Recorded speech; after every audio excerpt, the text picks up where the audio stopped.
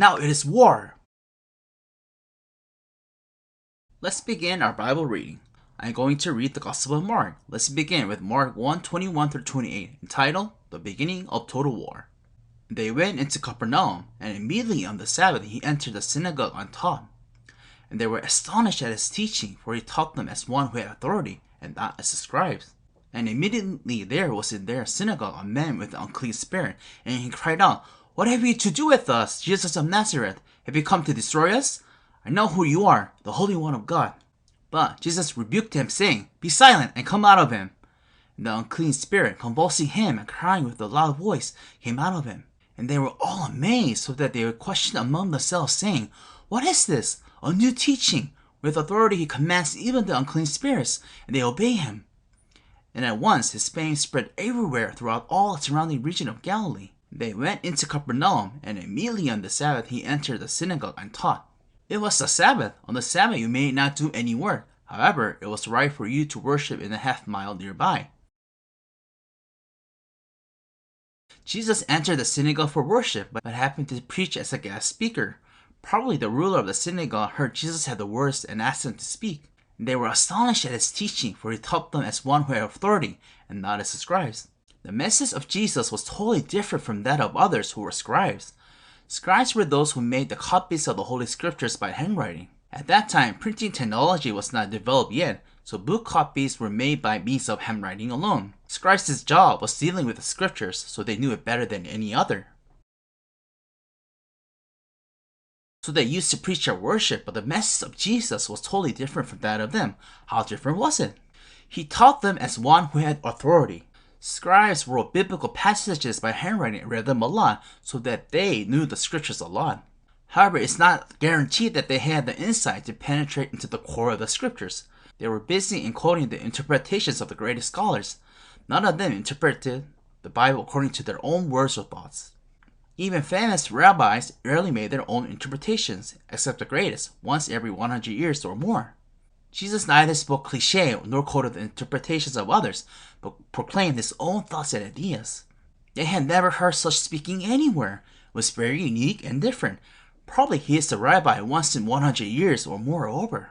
What an honor it was that such a great scholar came to our synagogue. People in the synagogue were eagerly looking forward to hear what he would speak to them.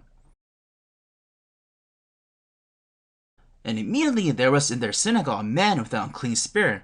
And he cried out, "What have you to do with us, Jesus of Nazareth? Have you come to destroy us? I know who you are, the Holy One of God." When Jesus spoke, a man possessed by the unclean spirit started to shout loudly. Actually, the spirit was shouting by the tongue of the man. Here, you must pay attention to this. It is the question, "What have you to do with us?" which makes Jesus so distinctive from legalists. Now, this spirit made the man suffer so badly. Nevertheless, legalists paid no attention to his suffering at all. They didn't know how to deal with it and couldn't make it any better. However, Jesus regards human suffering as one of his major concerns. Knowing this, the unclean spirits were afraid they would be cast away by Jesus. Judaism neglected human suffering because it had neither concerns in it nor the capability to deal with it. What have you to do with us? This question was raised directly to Jesus and indirectly to Judaism in general. It sounds as if they were raising a question. We have lived well so far. Why did you come to our world and interfere with our concerns?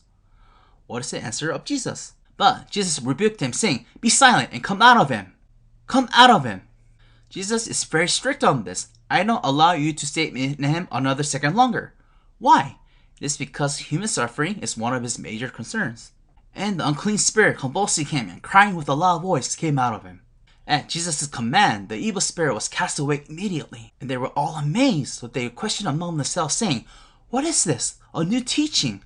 With authority he commands even the unclean spirits, and they obey him." And at once his fame spread everywhere throughout all the surrounding region of Galilee. People were so shocked. Why? So far, religious leaders had always driven out the man with the evil spirit, but never driven out the evil spirit alone while the man stayed.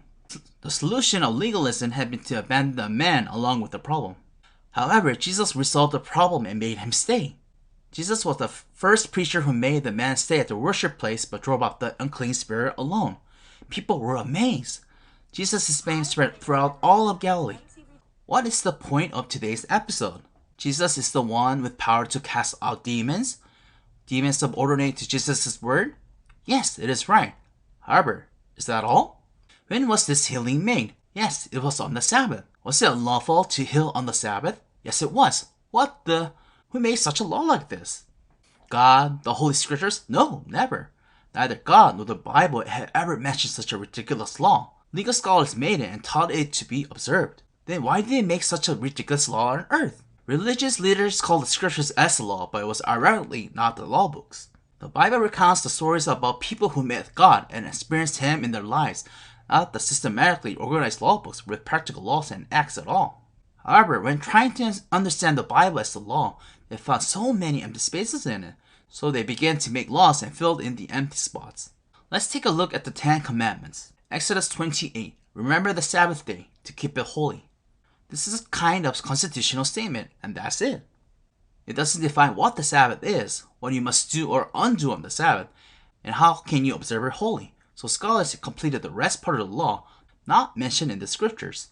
The parts added by scholars, the definition of the Sabbath, practical laws, acts. The definition of the Sabbath. What is Sabbath? Sabbath is the day not to work. This is the definition made by scholars. What are works? What are not works? So many actions were defined as works, among which carrying some load was defined as work as well. This is the practical law. What weight and above is carrying load? What weight and below is not carrying load was raised. They define 1/2 dry fig and above is carrying load, 1/2 dry fig and below is not. This is an act. Likewise, the defined are all laws in every detail. Nevertheless, once a new case was found, it was added to the existing laws. In Judaism, there were so many schools. One of them insisted you must observe not only the 10 Commandments, but also the definitions of laws, practical laws, and acts made and added by scholars as well. They were the Pharisees. According to Flavius Josephus, the Jewish historian, the Pharisees were about 9,000 only, but were supported by 90% of the Jewish population. Flavius Josephus, Jewish historian who provided the historical resources around Jesus' era. Then what was Jesus' position concerning the law? The 10 Commandments alone is the law. The rest part of the law, such as the definitions, practical laws, and acts, are all things made by human beings, not divine. The rest part of the law was not fit to the objective of the Constitution, constitutional nonconformity. You don't need to observe, so Jesus healed the man on the Sabbath. Jesus invoked the rage of the legalists. It occurred the war over against the Jewish legalism. Then why did Jesus take the Sabbath as a war target? It was because the Sabbath was the core of Judaism. Most of the laws were made about the Sabbath. At that time, laws about the Sabbath alone were over 200,000. Scholars exerted so much effort, time, and energy to the Sabbath law. Now it is war. Whether Jesus is killed or legalists conquered, you will see. Then can legalists be conquered?